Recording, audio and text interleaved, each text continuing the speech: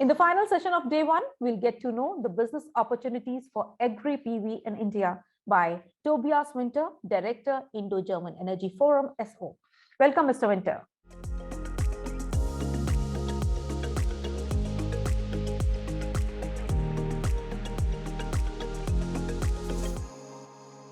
Namaskar, everyone. Thank you very much for the kind introduction, and thank you to ETEnergyworld for giving us the opportunity to speak about business opportunities and best practices for agrivoltaics in India. My name is Tobias Winter. I'm heading the support office to the Indo-German Energy Forum on behalf of Government of Germany and Government of India, and I'd suggest to dig right into the topic. What are we talking about today? This is agrivoltaics, means agriculture in between, interspace, or below solar. Here a plant, 1 megawatt plant set up in Gujarat by GICL in Bastan. You might have heard about promising research, tomato yield twice as high, pepper yield 3 times higher in combination with agri-photovoltaics. What is it all about? We can choose agriculture, or we can choose solar, or we can combine both and maybe compromise on the solar side, but still have maybe less, but even maybe more yield. No? Here a scientific research outcome from set up by Fraunhofer ISE in Germany. Could be also wheat with higher losses, but this is in Germany. In India, we are actually thankful for the less sun in terms of radiation for plants. So the yield is expected to be even higher in India.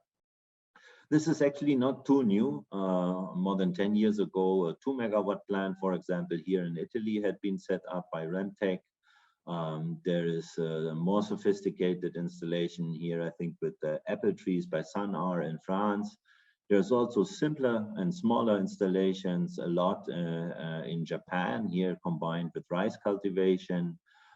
Check pattern, you can see here that the shadow is actually walking over the plants throughout the day, so that the sunlight distribution is quite equally. Here another setup of a simpler plant in Japan, but now big companies are actually stepping in. You may recognize some brand names here. Actually, Huawei in China already with 700 megawatt peak agri-photovoltaic plants, growing mainly oil seeds underneath. This is a plant in the Netherlands by Bivary with berry, raspberry growing. They're actually using transparent glass bifacial solar panels to increase the amount of light hitting the plant. But there's also simple monofacial setups here, an agricultural plant in Germany by Ökohaus GmbH. And this has become so popular actually that now an own DIN pre-norm has been developed. The DIN spec 91434, it's a downloadable. For those getting the presentation, I'll suggest to just download the file, and you see that there is certain criteria being defined for what actually is agri-photovoltaics. Why? Well, at the end, we are talking about installation of solar plants on agricultural land. And we do not want to convert the agricultural land into construction land. We want a construction permit, but we don't want it to become commercial land, because all the subsidies associated with agriculture shall remain flowing to the farmer. And therefore, specific setups have been defined. Primarily, most important is that the agricultural activity has to continue, and that only 10 to 15%, depending on the setup of the land, is being actually taken away. You see, even vertical PV is considered under this norm. And this is really important also when we talk about subsidy programs by the ministries, because it really needs to be assured that there is no subsidy fraud ongoing. So there is bad experiences, but there's a lot of good experience also if certain criteria are being taken care of, and here in this case defined by this German norm. How about India? Really promising. really promising. This is still not published because it's under revision, but really promising results by Fraunhofer East. They did a research study on the technical potential in India, and only 1% of India's net sown area would be 140 million hectare, and with the 450 kilowatt peak per hectare, that means 630 gigawatt peak photovoltaics. This is amazing and really promising, especially when we think about land constraints also for future green hydrogen production. There's no land constraint if we really work together with the Ministry of Agriculture and get solar being installed on agricultural land without needing to convert it into construction land. Another aspect, mind-blowing by Fraunhofer, they did a calculation on how far we can actually get when we have 1 hectare of land for 1 year and put solar above and charge an electric car with it. And as you can see here, it's more than 2.5 million kilometers you can get from 1 hectare covered with agri-photovoltaics. The same hectare you do biofuels, you go 118,000 kilometers. So that's amazing, yeah? And the good thing about agri-photovoltaics is you could still produce biofuels underneath, maybe even more biofuels than without the solar panel, and still produce biofuels. But why would you if you could use it to feed the nation? So incredible results. And this is not just theoretical results. I can assure you that first countries really study EV supercharging infrastructure combined with agri-photovoltaics close to highways and farmlands. So this is something where actually Indian delegations have visited, for example, here Germany, to see what is state of the art in research. But India itself, you might have heard of some examples already. Cochin Airport is one of the most famous examples here in this area. Actually, agri-photovoltaics and farming is actually already happening.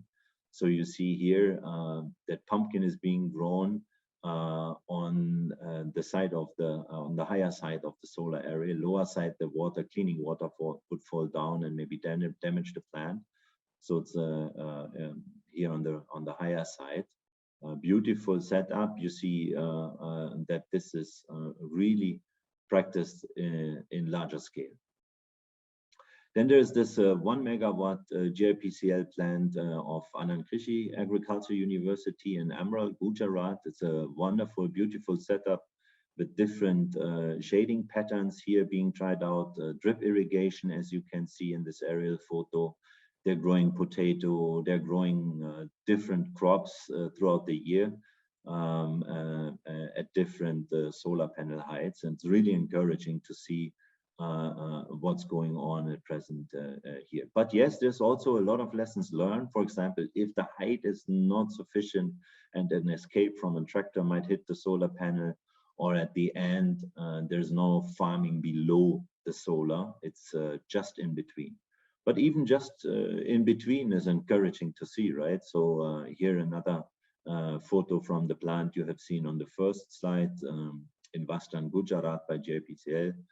Kasri, you might have heard also of Dr. Santra publishing frequently new research on the outcomes of the setups at Kasri in Jodhpur, Rajasthan.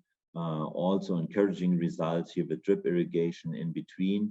Even below monofacial, plants are growing in the shade, yeah.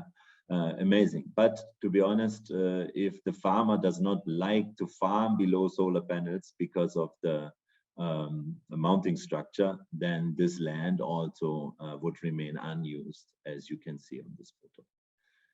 Newest plant, which went online by Oak Ridge and Krishi Vigyan Kendra, Ujwa, here close to Delhi, 110 kilowatt plant. There you don't have the issue that you are taking away land below solar panel because they have used a V-shaped design, very promising setup with the rainwater being captured also in a drainage system. Here, a 200 kilowatt pilot at Dialbach Agriculture University close to Agra. Some of you might have heard about the research set up by Amity University in Noida on a commercial side, but still pilot phase, Jane irrigation, very well known for its banana pilot, or here in the background today mainly experience with lemongrass and rice are being practiced. You see also they're using semi-transparent solar panel for this purpose. And this is really promising to see. It's a satellite photo that here you can see the agriculture research setups. There's another plant here on the top right and not visible in the photo, but also first solar greenhouses with bifacial glass solar panels being constructed here in India. Really encouraging to see. This is a multi-billion-dollar market coming up in India. Here a photo from inside, thanks to Jane Irrigation, who has provided this material. Another research here, 7 kilowatt peak set up by Junagadh Agriculture University. Some of you may know Professor Chauhan here experimenting very encouraging results with capsicum and tomato. First bifacial vertical setup here by NICE installed to see if we can actually also even use less land for solar and benefit from even higher solar yields by using bifacial solar panels. I think there's a lot of developers in India waiting for the research results to come out. This is here a setup in Germany where it's already used as a so-called solar fence, or also in bigger setups. I think that's a 2 megawatt plant in Germany, Donau-Esching by next to Sun, where really professional large-scale farming is being practiced. Together with precision farming, these tractors work with GPS, so no worries to hit any poles from the solar panels.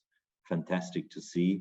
One issue in India would be cleaning, certainly, which is not that much of an issue when we talk about vertical bifacial solar Agri PV, because of less dust being stick to the solar panels. But yes, cleaning is an issue.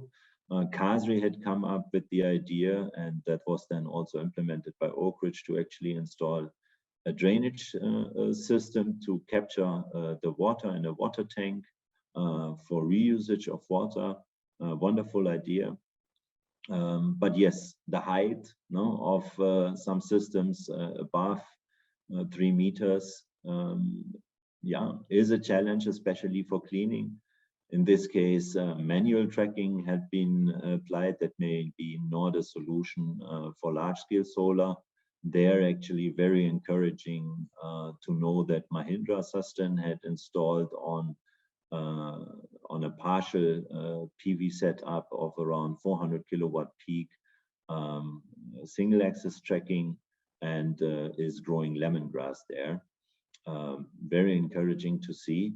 If this is then combined with dry cleaning, like by Kopia, who's having its plant already in Hyderabad, India, manufacturing these devices, then we don't see any hurdle to have such kind of setups actually in a multi-megawatt or even gigawatt scale. Single-axis tracking, individual single-axis tracking, single pole, so no space taken away, and then non-rail-based dry cleaning. So means these robots now, they just run in when the solar panel is absolutely in horizontal mode, clean the solar panel, and then go back to the charging station. Simple solution, no additional cost for any rail systems to be installed. That could be a big business opportunity for India.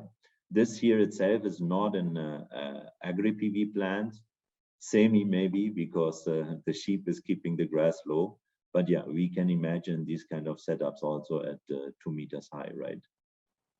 Or if it's too big for you, and with this I I will almost end. Why not setting up a plant on your own roof? If you own a solar roof, there's encouraging videos on YouTube from Hinren, who had installed several such plants, growing their own herbs and vegetables on the roof, also with the solar drainage system here. So yeah, if you're interested in more information on what does it mean to implement agri-photovoltaics, which plans are there, which experiences are there in India, I would highly recommend you to download this study done by National Solar Energy Federation of India. They have also published actually a Google Maps with all the plants already being installed in India. Amazing to see that this beautiful work is actually having highest click rates we could ever imagine. And yeah, very encouraging also to hear that actually Bloomberg New Energy Finance gave 10 predictions for 2022 for solar. And one of these 10 predictions is that actually agri-photovoltaics will start to be properly understood for commercial purposes in 2022. And that is something not only in regard to Japan, Germany, France, US. This will become huge in India, huge. And we are lucky that government support is there.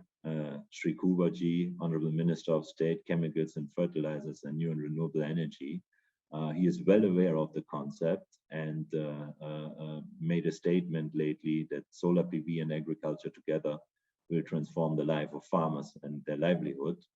And we really do believe that this will become big. Any further questions, please do not hesitate to get in touch with Mr. Pulipaka, CEO from National Solar Energy Federation of India, or with my colleague, Ms. Dahl. She's in charge of our activities in agri-photovoltaics. And with this, I would like to end and thank you very much.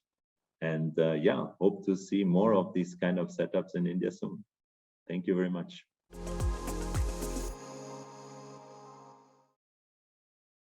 Thank you, Mr. Winter, for the engaging and thoughtful presentation. With that, ladies and gentlemen, we have reached the end of the day one of the ETEnergyworld Solar Power Congress 2022.